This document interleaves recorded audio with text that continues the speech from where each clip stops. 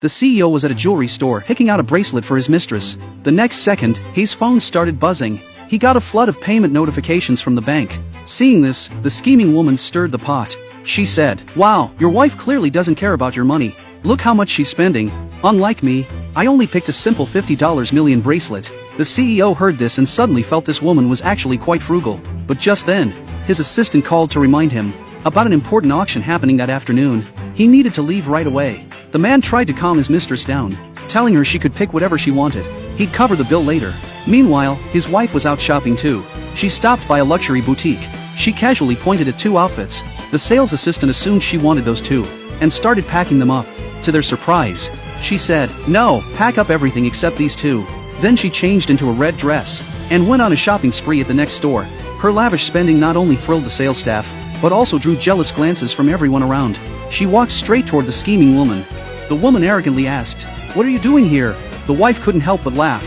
She said, "Aren't you always clinging to my husband like a conjoined twin? Why the sudden surgery today?" Hearing that, the nearby sales staff started whispering, "That woman, she was a homewrecker." But instead of being ashamed, she accused the wife of dressing too provocatively, claiming she must be looking for another man. She even pulled out her phone to record, threatening to send the video to her husband. The wife smirked, grabbed the phone, smashed it on the floor, and added coldly, "As a mistress, you really should know your place."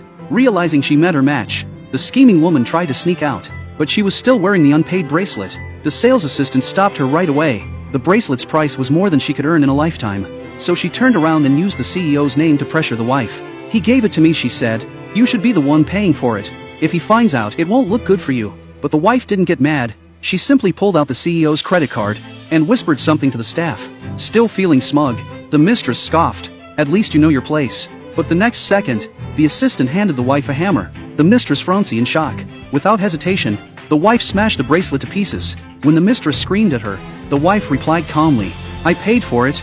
I can do whatever I want with it." Then she turned and walked away.